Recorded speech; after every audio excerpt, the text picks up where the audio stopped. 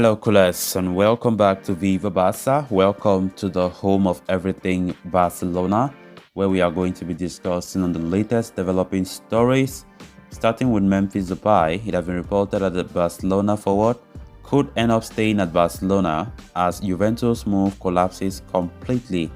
We are going to be discussing on that as we progress. Then, secondly, talking about Frankie de Jong, it has been reported that de Jong's agent is currently in Barcelona to sort out his future. Two options in front of the midfielder right now. We are also going to be discussing on that. So guys, as we get right into it, if you haven't subscribed to my channel, please make sure to hit the subscribe button, give the video a like, and also watch it right up to the very end. Barça! Barça!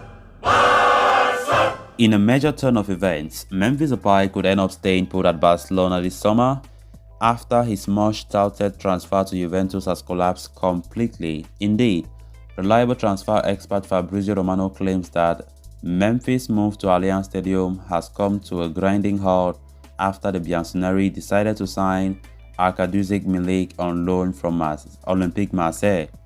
Depay has been deemed surplus to requirements at Camp Nou due to the arrivals of Robert Lewandowski and Rafinha. The 28-year-old looks set to depart the club, with Barcelona even agreeing to terminate his contract and let him leave for free.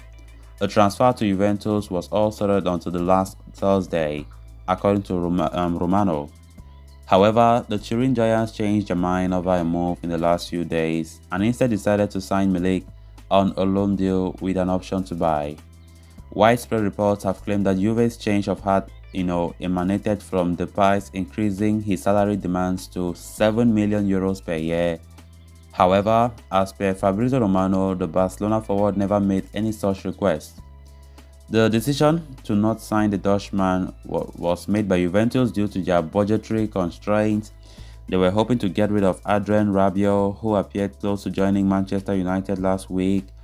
However, the move collapsed after the Red Devils signed Casemiro instead. With Rabiot forced to stay at the club, Juventus' plans changed, forcing them to use their budget on signing Milik and Leandro Paredes.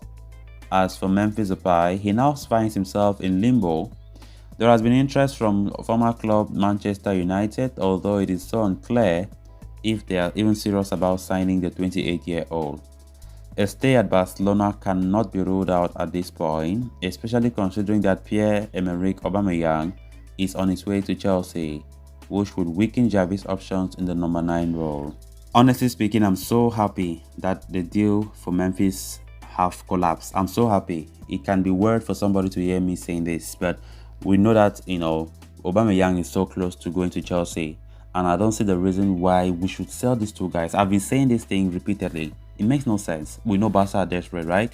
And we can say, how can you keep Lewandowski and that's the only number 9 slot? You don't have any good alternative or a good bench for Lewandowski's replacement, or if something happens to Lewandowski like an injury, how are we going to play a direct replacement for him? That has been a problem. Like at first, Barca normally had that decision that between Memphis and Aubameyang, just one of them will be sold.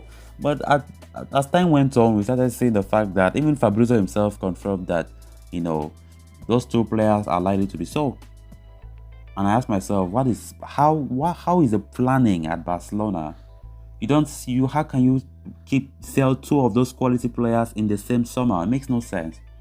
So I think if normally my preference was to keep Aubameyang because he's more prolific than Memphis Depay, and he's a more clinical striker. He's more of a striker fixed at that position. Memphis Depay is more mobile and everything like that. But if Memphis is not going, better to have him, right? Memphis is a very good player. I've been saying this repeatedly. If Aubameyang is leaving, which is against the wish of many Barca fans, I think Memphis staying will be something to rejoice. I hope he stays. I'm so happy that the move to Juventus collapsed. So we just have barely 5 days to go for this transfer, and if there was a way that I could take my remote and forward the month to go fast so that we can even keep at least one of these guys, it would be great. I don't know how Xavi have been planning this thing, but we know that Xavi likes Aubameyang more than Memphis. But the fact that Aubameyang is closing to Stamford Bridge, then it's very important that we have at least Memphis Depay as a backup to Lewandowski. So going by this report, they are trying to emphasize that the reason that this deal collapsed was not even the fact that Memphis Depay had to demand a higher salary for up to 7 million. Fabrizio Romano, transfer expert, had to clarify that yesterday that that was not the reason why Juventus had to change their mind about Memphis.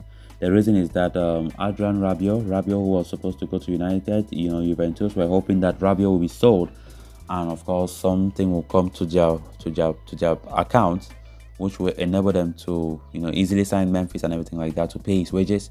But it seems as though Juventus's hands are tied. The fact that United did not successfully go for Adrian Rabiot, they had to go for Casemiro. Juventus had to change their plans. So that was even the real reason why they had to go for Milik, who is far cheaper than Memphis Depay. So it is because of their budgetary situation, not even because of any increase in wage demands from Memphis's end. Then on to the next story of discussion. When Barcelona faced Manchester City on Wednesday night, Frenkie de Jong not only started but almost participated for the entire 90 minutes. Moreover, he has played a part in both of Barca's league games this season. Barcelona have been desperately trying to get rid of the Dutchman, but the player situation has clearly not stopped Xavi from utilizing his services. As the transfer market nears its end, the focus is on Frenkie de Jong now more than ever. According to report from Sport, the midfielder's agent Ali Dusan is already in Barcelona to discuss the future of his client. A meeting with the club's administration is scheduled and will be decisive in dictating de Jong's future. The Catalans have placed two options in front of the 25-year-old star in order, firstly, to lower his salary or leave the club. However, Frenkie is not willing to take any wage cut given he has already accepted one in the last 2 years. If de Jong rejects the options of salary reduction, Barcelona will look to accelerate talks over his departure. Chelsea and Manchester United are closely following his situation and are the best place to land him this summer. However, he has no intention of leaving the club. The Netherlands international is one of the club's highest paid players right now and takes up a massive chunk of the wage bill. Needless to say, his departure for a salary cut would help Barcelona sign and register new players. Moreover, Bernardo Silva's potential arrival is directly linked with de Jong's departure. The Portuguese international is rated highly by Xavi, but the Catalans can only sign him if they can offload Frenkie de Jong or convince him to take a huge pay cut, thereby creating enough space on the wage bill. I'm still surprised that up to this very point in time in the transfer window, Barcelona are still hoping that de Jong should depart, and I very much doubt if he will depart.